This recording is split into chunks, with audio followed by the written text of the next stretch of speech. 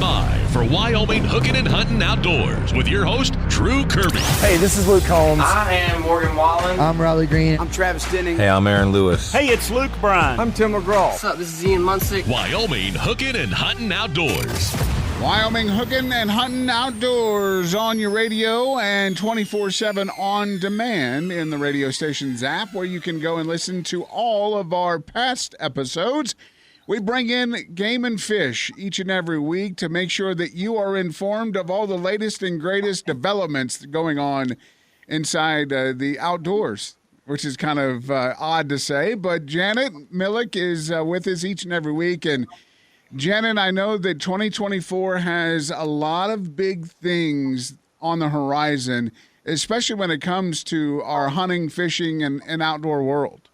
That's right, Drew. And I know every week we talk about things. Sometimes they're pretty heavy and can get pretty scientific and in-depth on how we're managing wildlife or fisheries or what people can be expecting if they're out enjoying themselves on the weekend. But I'll tell you what, towards the end of January, when we had those, I don't know if they were 50 square days or 60 square days where it was 60 degrees and 60 mile an hour, but I got a little taste of a Wyoming summer. And that really made me start thinking about some of the things that our conservation education section in the Wyoming Game and Fish Department does for kids, families, women during the summertime. And so I invited our conservation education coordinator, Parker, who is out of our Cheyenne office, to come and talk with us a little bit about some of those opportunities that we're going to have going on this summer. So welcome, Parker. Yeah, thanks for having me. It's super nice to be here. Parker, it is awesome to see how many opportunities that Game and Fish give families throughout the year and specifically the summer, just because why not keep the kids in a mental state of mind of learning while they're maybe not in school, but having fun while they're learning. And there are different levels of camps that Game and Fish has, right? Yeah, absolutely. So we have camps that are specifically just for the kids. That'll be for 12 to 15-year-olds. We have a boys camp and a girls camp for those 12 to 15-year-olds. And those camps are really targeted at getting kids interested in outdoor careers. So we bring in a lot of guest speakers from the Game and Fish Department. We bring in some game wardens. We bring in wildlife biologists, fish biologists. We bring in some people from our education section and really just work to instill kind of that conservation ethic in those kids. We really want to get them thinking about, could I like hunting, I like fishing, I like being outside. Can that be my career? And I think it's a really good opportunity for them to see that there's a lot of opportunities, especially in a state like Wyoming, for them to have a career outdoors. And I think that we've had some really good success, and we've started to establish kind of a pathway of where we bring some of those more leadership oriented kids back, and they have the opportunity to lead the newer students and then hopefully go on and have wonderful careers with the Game and Fish. When kids go to a career camp like that, you said between the ages of like 15 and whatever, do they come back multiple years? I mean, are you gonna see repeat faces? Yeah, and so we started a program last year called the Assistant Conservation Educator Program. And what that does is it takes those kids who have really excelled and have shown that leadership potential, and it allows them to come back in kind of a different aspect. And so maybe they've gotten a little tired of just doing the same activities, even though they're super fun. They're archery experts, they're fishing experts. They want to step into that leadership role and see what kind of the back end of things look like. So we have some students this year that are coming back for their fourth year, as they move into those upper echelons of high school and really start ironing out what they want to do in their lives. And it gives them some really good experience in the conservation field and kind of leadership-based stuff. And one of the things that Parker is not telling you is where these kids learn all of this, whether it's their first time or not, is at our Whiskey Mountain Conservation Camp, which is based just outside of DuBois in the Wind River Range, which for those folks that aren't familiar is kind of some winter range, fantastic stomping ground for Rocky Mountain bighorn sheep, as well as a lot of other wildlife. So you are learning all of this, as you sit in our camp and look at the glaciers and the peaks and Arrow Mountain and all the fantastic places just right around there. So, you're doing some hikes into some pretty fantastic country. You're surrounded by all of the stuff that you're learning about. So it really is a great way. And so Parker makes it seem like it's a pretty short camp, by the way he describes it, but it is 6 fun-filled days that youth 12 to 15 can experience for a full week in the summer, and it is well worth it for $150. I would like to send my kids off for 6 days.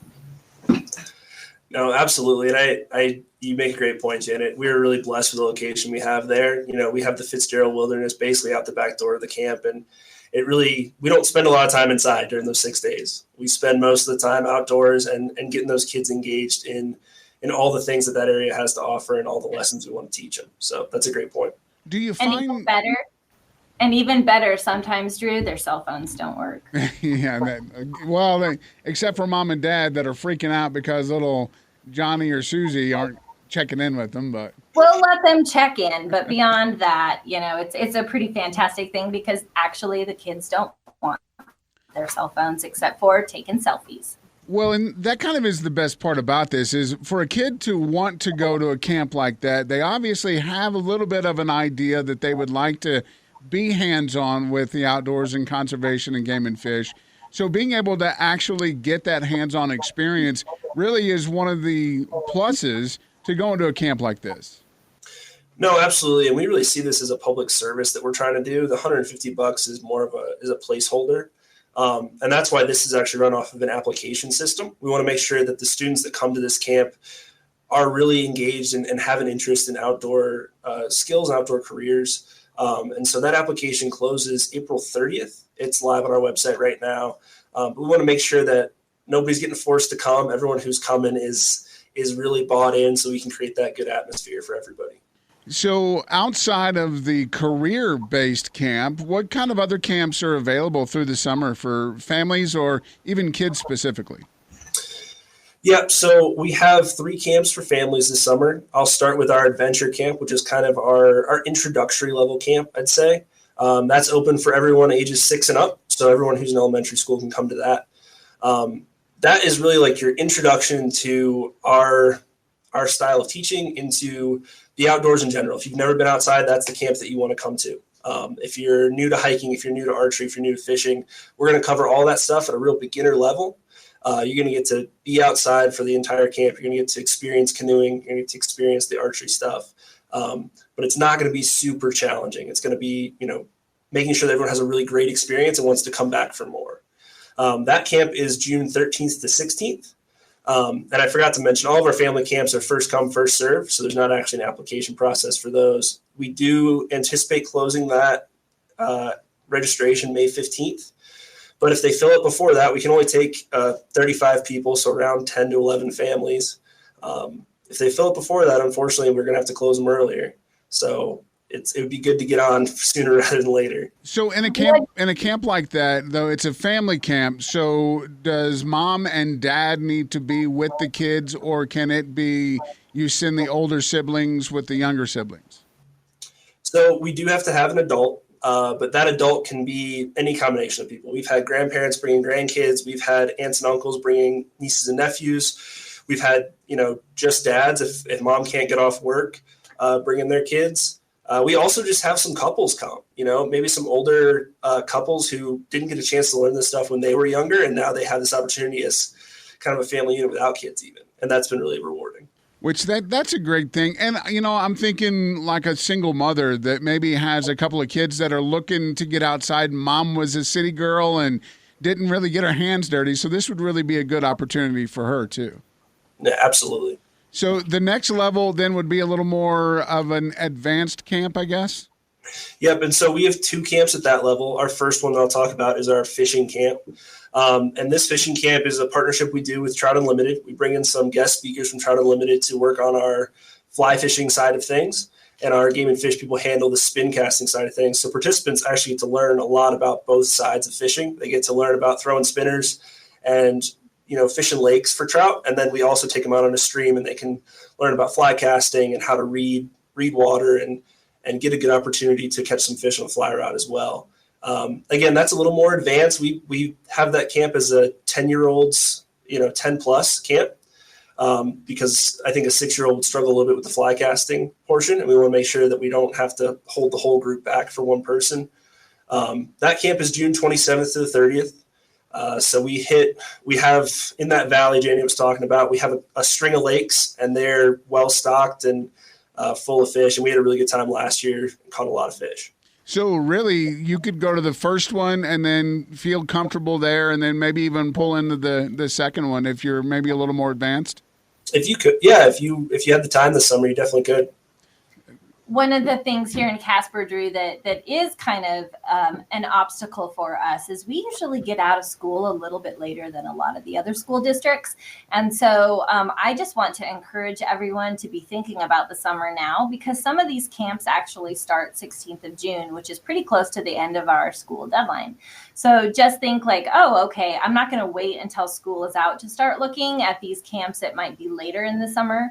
Get registered now and be thinking about what a great trip this could be right out of school, and a great place for everyone to relax. And just want to reiterate again, we call it camp. That's just an old slang term we've used. It is a top-notch education facility that we have. It was recently reconstructed for those of you who have maybe been to the Becoming an Outdoors Woman camps, or some of those that were a little bit earlier in time. So we have a screened-in pavilion to keep the mosquitoes off if you want to sit down. We have this great campfire setting that that sits right along Torrey Creek, which runs right through camp. Lots of, like I said before, hiking trails. You know, you can hike up to the rim to look for bighorn sheep in the evenings. It's just a fantastic, and I can't reiterate again, like it's not, you're in the middle of nowhere, and it's fantastic. We have petroglyphs that you can learn all about the history of the valley in addition to the wildlife. So it's a really cool facility that is well worth a look and time. So at a camp like this, is it structured out to where your day is fully planned? Or, I mean, because obviously you have specific educational sides, but, you know, to get out and relax a little bit? Yeah, no. So we schedule free time into every day at the camp, just so people, honestly, most of the time it's nap time. There's a lot of great opportunities, but we run them pretty hard when we're running them. And so a lot of times that's nap time for the parents. The kids might play cards in the dining hall there.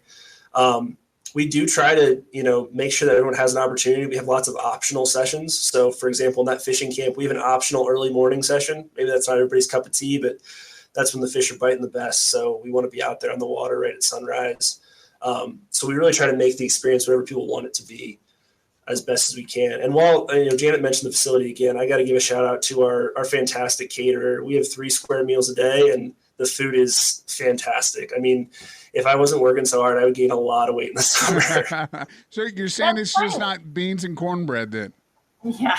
Oh, no, it is fantastic. Connie is out of this world. And even though Parker said he didn't gain weight, I always did. So I'm proud of him for keeping himself nice and slim as he's out there running around. But it truly is fantastic. And really, for folks that have dietary restrictions, she is so fantastic at accommodating. And even for those picky kids, I know I've got a couple of each.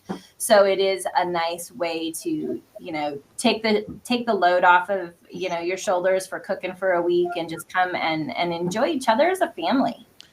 And then, Parker, the next level is even more advanced of a camp. Yep. And so our last family camp of the summer is our hunter education camp. And this one's run by our hunter education coordinator, Katie Simpson. This will be July 10th through the 14th. So it's an extra day. It starts on a Wednesday and ends on a Sunday. And this is if you took a hunter ed class and stretched it out to 5 full days, and you, instead of doing PowerPoints and talking about it in a classroom, you got out and did the things.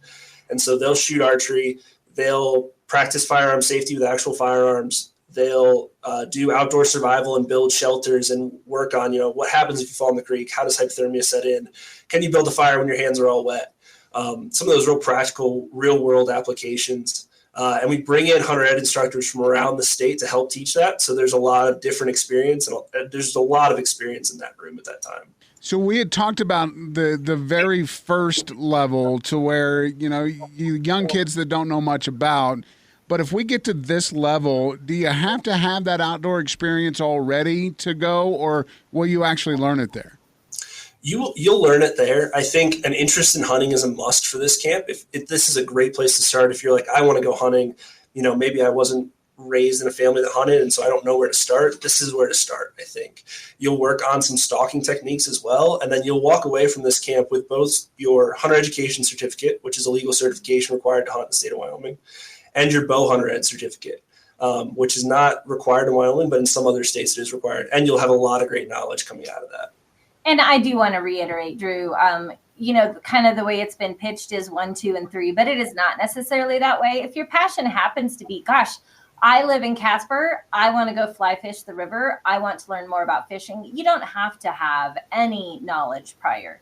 Just kind of a strong interest, like Parker said, and the same with the parents. Do not feel like you as a parent have to know this stuff to go to these camps, to be a part of it. That's what these are there for, is to teach families as a whole together, to take away some of the intense, husband maybe trying to teach the wife that happens, those sorts of things. My favorite is always the story that one of, I had an experience at one of the camps with a mother who, took her kid to one of the community fisheries for the entire summer and couldn't catch any fish, and then heard about one of these camps and went. And she learned that the problem was you don't wrap the worm around the bobber. You put it on the hook, and then you put the bobber up from the hook a little way, so it kind of dangles down in the water. And then she and her son had the most fantastic next summer worth of fishing.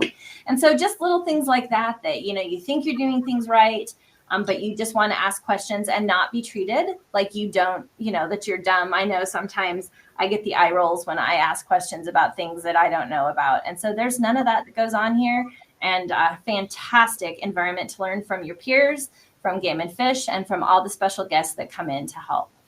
What level ages go to this camp? This is obviously another family camp. Do you have to be a certain age on that one? So this one is also 10 plus. Our hunter ed curriculum is written to a 5th grade reading level, so we really want that 10-year-old age group. Which that's obviously a great time to start learning about hunter education anyway, is if you weren't brought up like that. But family camps all summer long. What other kind of activities are planned for the year? Yeah, so I'll mention 2 other camps that are our 3 coordinator runs, and those are Becoming Our Outdoors Women camps. So these camps are targeted at adult women. This is also another application. That application closes March 31st. We have 2 of these standard camps this summer, and so one will be June 7th to 9th, one will be July 26th to 28th. These camps are a really excellent community, and Janet can definitely speak more about this because she was involved with this program for so many years. But they create an excellent community of learning. There's no judgment. There's no, you need to know this to come to this camp. You can come however you are and learn whatever you want. You get some options to pick what you want to learn. There's a bunch of great courses. It's just a really excellent time, a really excellent community. And I think that Parker nailed it when he talks about the community. I think sometimes there are women around the state or even around the country, actually, this is a national program, that aren't comfortable maybe going out and doing things by themselves, but maybe their friends aren't into some of the same things. And so this is a great place for you to meet these people. I've met some of my lifelong friends through the Becoming an Outdoors Women program and have them scattered across the country. And it is so fun to watch these women, like they get together, they go do bear hunts, they go do a Dutch oven cooking, paddling on the kayak day, and they all come together, several times a year just to have that camaraderie and that friendship, and all of the skills and people met at the Becoming an Outdoors Woman program. So it really is a fantastic adventure that I highly recommend that people experience. And one of the things, like you may have just heard me mention 2 of them, Dutch oven cooking and kayaking, right? It is not hunting. It is not fishing. It is not necessarily hook and bullet. We do offer a lot of that there as well. You can learn all of that information, but you can also learn, like, maybe you're a fantastic cook at home, but you just want to learn how to bake that peach cobbler or whatever it might happen to be. And we have fantastic instructors that come into a non-intimidating atmosphere that it just really can't beat it. Now, you did mention that there are the hunting and the fishing. Can you not do any of the activities? If you're not a hunting enthusiast, but you're a fishing enthusiast, can you sit out of the hunting? So it's not even sitting out, Drew. It's you get to select which activities you're interested in, and you get to pick like what is my interest for this summer. And maybe this summer you really want to focus in on fishing, and so you pick fly casting, you pick kayaking. Maybe you throw in a little backpacking there so you can get some of those backcountry lakes. And maybe you have that great experience, and next summer you want to come back and hit that hunting side. Then you can choose that kind of track, but you can mix and match. You can choose kind of whatever you want there. It's a really excellent opportunity. Awesome. And you had mentioned that there's one more camp that you wanted to mention today. There is. And so after, you don't have to go to the bow first, but we have another program called the Beyond Becoming an Outdoors Woman. And this one's going to be targeted just at fly fishing. It's going to be August 1st through the 4th. And that application deadline is March 31st, just like for the regular bow. This program is going to be excellent. We're going to do a lot of classroom instruction on the basics on how to read streams, on how to, get out there and where to look for fish. And then we're going to have a bunch of mentors to go out with smaller groups of women and almost act as guides, and really just show the women like, all right, now that we've learned that in the classroom, how do we apply this in the real world? How do we find fish, and how do we get them into the nets? So it's going to be a great time. I'm sure there are wives that are listening right now that would love to be able to go out and outfish their husbands on any given day. Absolutely. The situation on the applications, there are different levels of camps. There are different times you need to have the applications filled out. And obviously the website is the great resource for this. Yeah, absolutely. All this information is on our website, and even more in-depth information with a packing list, with a tentative schedule. That's all on our website under our education section. And Janet, you had mentioned to me before that things are kind of changing on the website. So if things aren't looking correct, eventually they will be.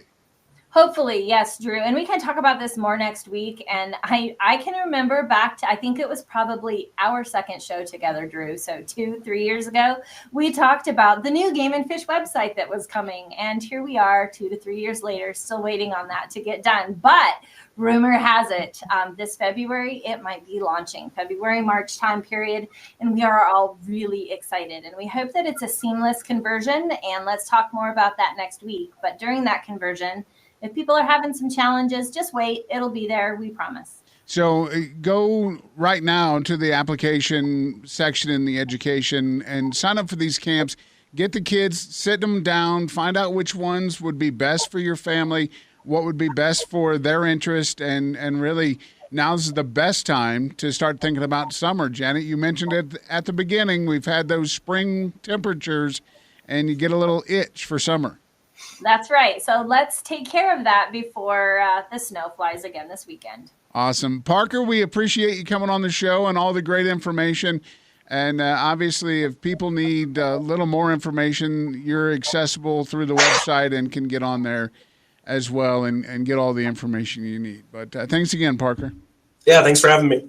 Absolutely. All right, Janet, hang on very quickly. Let's grab some more folks and let's talk ice safety.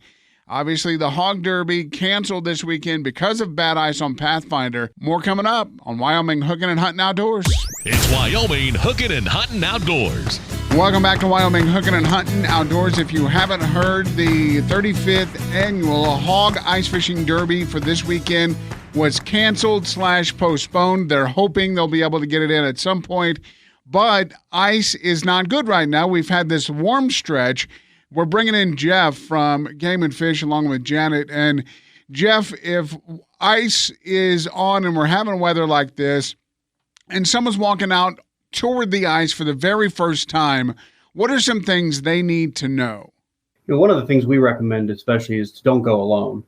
Because if something would happen, you're stuck out there, you're by yourself, it's a lot more difficult. But using something like a spud bar or an iron bar that you can kind of tap your way out like a walking stick, make sure it's not going through. Drilling holes every 10 to 15 yards if you can wouldn't be a bad way to go about it, because the ice conditions can be really thick in certain shallow spots and much thinner if you get some kind of like an upwelling or a spring. And then just being kind of cognizant of where pressure ridges are forming or are located. They'll look like upheaves that collect snow drifts into them. So, and really visual checks and then, checks on the ice. And what color ice should you look for? Because I know that there's good ice and there's bad ice, and color can really be a visual. And, Drew, that is always to me something that's super counterintuitive. When I see clear ice, like I get heart palpitations, right? Because you can kind of see under it. It's like, oh, it's not very thick. It kind of stresses me out. And that is actually the safest ice. So clear ice is safer than cloudy ice, which you can imagine has been, maybe frozen and thawed or frozen in separate layers, may have air pockets in it. And so, if you're walking on solid white, it is not as safe as just a couple inches of clear ice. So keep that in mind. And, here at the Game and Fish department, we recommend a minimum of 2, but 4 is so much better. So go for the 4, don't go with the 2, but that's just our opinion. And, everybody has their own safety net that they want to go with. And so make sure that, you're just being safe out there. So if you are the first person going out, and obviously encouragement of a buddy system, smart to keep one buddy on land and let the other go out and kind of check the ice so that someone has a rope and can pull back? Yeah, to go out, if you're not going to keep somebody on shore, if you're going quite a ways, at least keep some separation so you don't fall into the same hole together. Right. Good point there, too. Exactly. I was just going to say one of the things that, we're talking about is a lot of this is on reservoirs and lakes. Right. So the thing that we never, ever, ever recommend is going out on the river. Right. That is some dangerous stuff. Yeah. And we've talked about that a little bit before. So it's almost the same way as Alcova, where that river is constantly flowing and it may look frozen solid on top, but it's underneath where it could be very slushy and you could fall through easily. Absolutely. And, Jeff was telling me just yesterday that he had seen some social media about an accident that happened in Russia, even that, someone had fallen through the river and got trapped under the ice. And it's scary and dicey. And so huge warning. And there are always lots of incidents that happen where, a dog goes out or maybe your cat. And so you want to be very, very careful about that because, of course, you want to be helpful.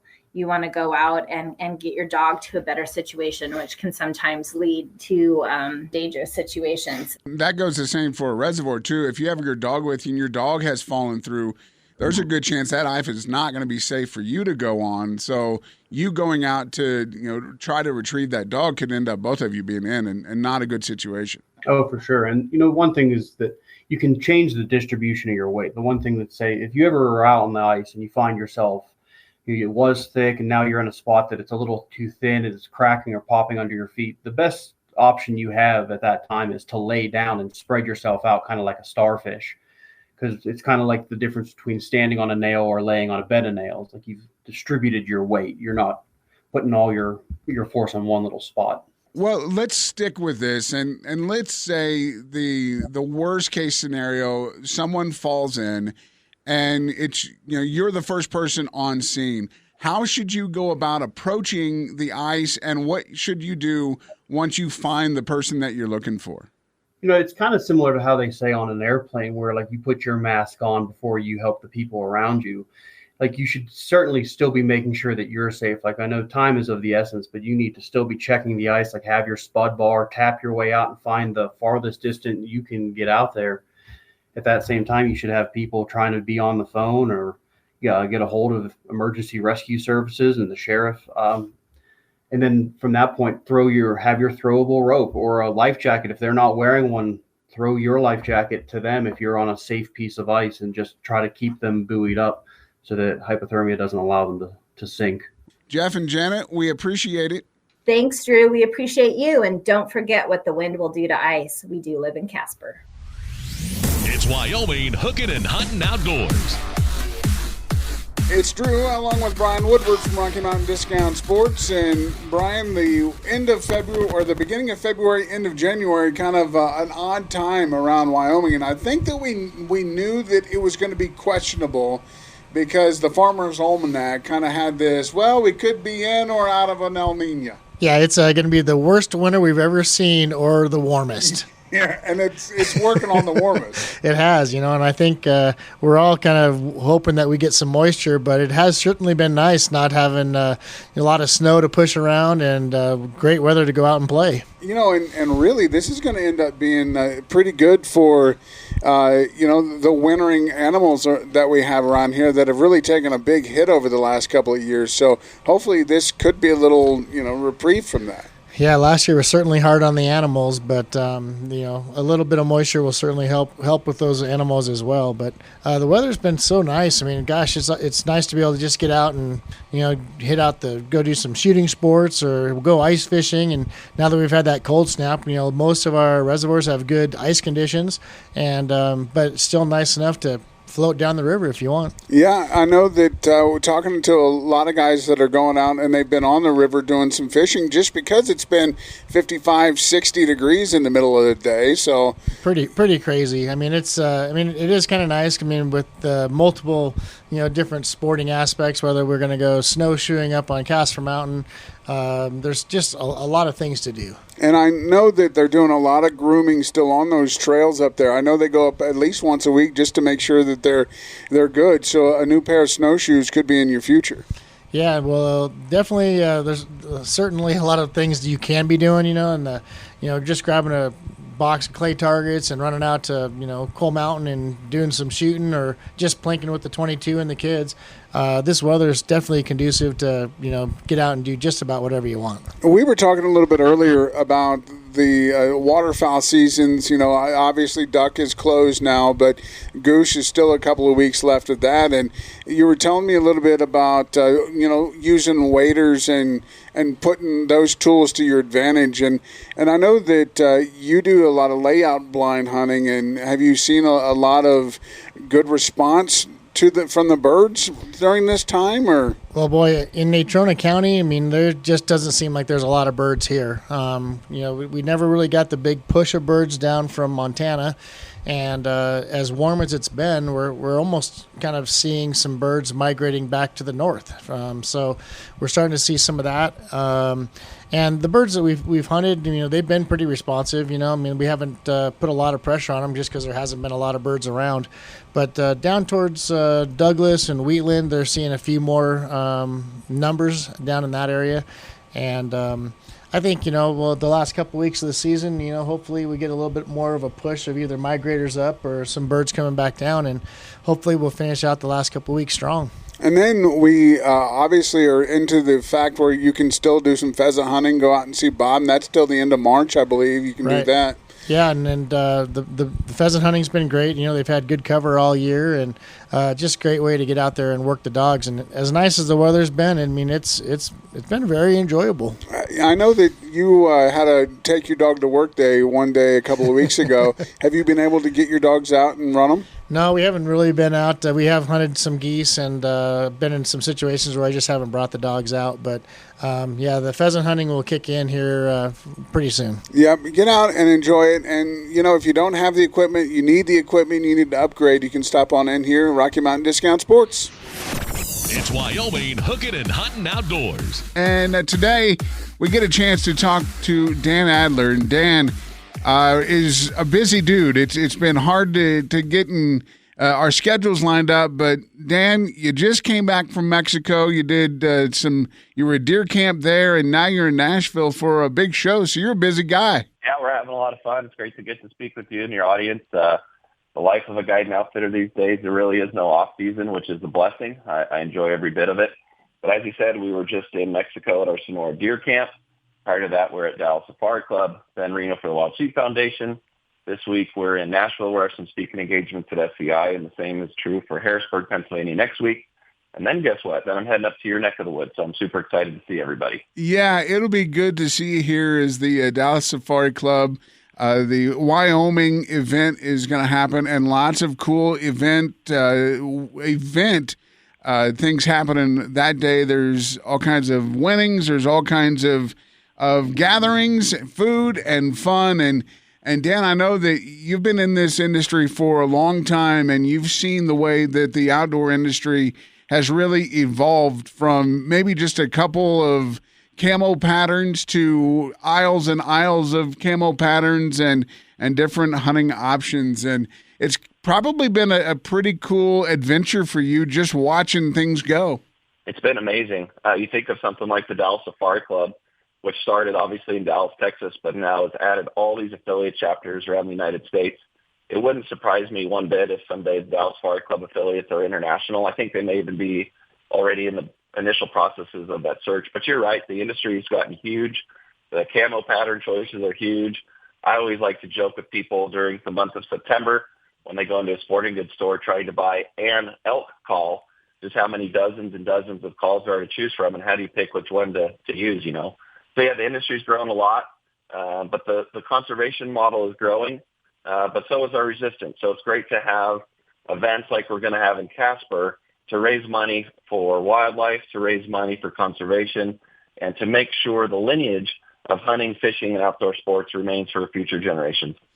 You know, you've been doing a lot of hunting lately, just like we had mentioned that you just came back from deer camp. And the way that the deer are starting to be here in Wyoming with the mule deer population down a little bit, any bit of conservation that can help out is definitely a need for not just Wyoming, but all over the country. Absolutely. In our program, even at Deer Outfitter Fees, we are in a stage where with Wyoming, both mule deer and antelope, where a lot of outfitter peers like myself and my friends and even conservationists, local hunters, I know some guys that just took a year off of hunting a mule deer last year. There was plenty of general tags per normal. However, the deer herd was really, really hammered last year. Fortunately, the initial numbers this year doesn't look as bad for the winter kill. But I know there's a lot of folks who are just doing deer points for a few years to let that age class grow back in. Nature will always take care of nature. But as hunters and conservationists, anything we can do to help. And I know there's a lot of great sportsmen and sportswomen out there who last year and maybe this year are going to do, to preserve their future Wyoming hunts, they're still going to do bonus points, but maybe give that deer herd just another year break to get that age class back in and help them recover. And that's a big part of what we do. We're not bloodthirsty killers. We love wildlife. We're sportsmen and conservationists and patriots first. And if giving the deer herd in parts of Wyoming that were really hammered by winter an extra year off and just by a bonus point, it's 9 out of 10, if not 10 out of 10 sportsmen will gladly support that, and I'm one of them.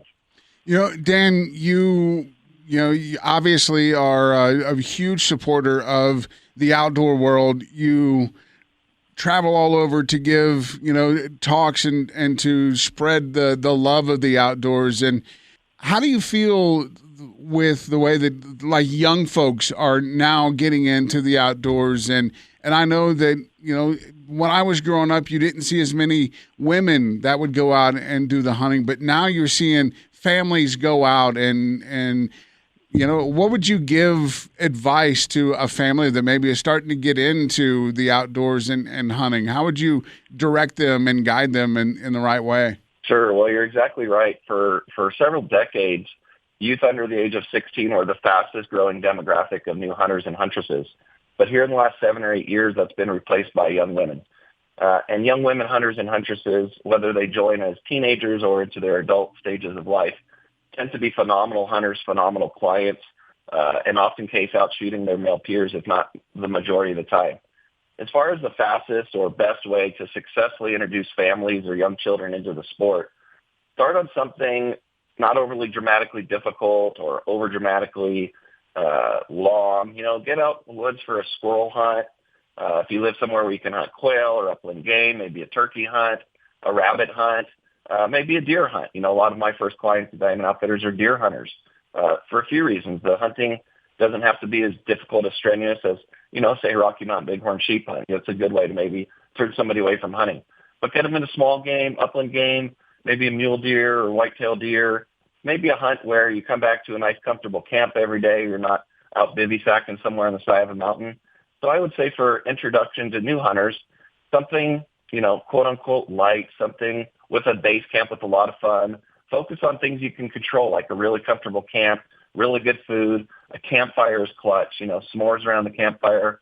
And make sure everyone understands that's new, that going hunting isn't about killing something. Killing is the end result. And that is not guaranteed that that's always going to happen. But going out with friends and family, celebrating freedom. After all, America is the greatest, freest country in the world. And when you're out hunting, you're celebrating freedom. So get out around a campfire with somebody you love. Take somebody that's never been out there hunting, introduce them to the sport, get them around a warm campfire, and watch the magic happen. I love that. It's hunting. It's not killing. Obviously, you go out and that's like you said, that's what you want the end result to be. But just the experience to me is sometimes better than the actual process of killing. But Dan is very well spoken and very well versed in the outdoor world, and definitely someone that you want to listen to talk. And that's going to happen as we do the Dallas Safari Club of Wyoming chapter event. It's going on in February. I encourage you, if you don't yet, go get tickets for this. It's going to be a Friday, Saturday event. You can meet Dan. You can shop some of the local vendors, participate in raffles, and even play some blackjack on Friday. And it's going to be a great weekend, Dan, and we can't wait to see you here in Casper. I am so excited to be there, and I would like to meet just as many Wyoming citizens, Casper citizens, hunting aficionados from the local area. Please come out and say hi to me Friday and Saturday. Let's play around at the casino table. Let's talk about conservation. Let's break bread together, and let's break some records for your local Wyoming Dallas Safari Club chapter. Can't wait to see you guys in just a couple weeks. Very good. Dan, thank you so much. And if you haven't yet, go check out the Wyoming chapter of Dallas Safari Club on Facebook and get all the information. Thanks, Dan. Thank you, guys. See you soon. Wyoming Hookin and Huntin Outdoors with Drew Kirby. If you have a question, want to make a comment, or have an idea for a show topic, message us on the My Country mobile app. Wyoming Hookin and Huntin Outdoors.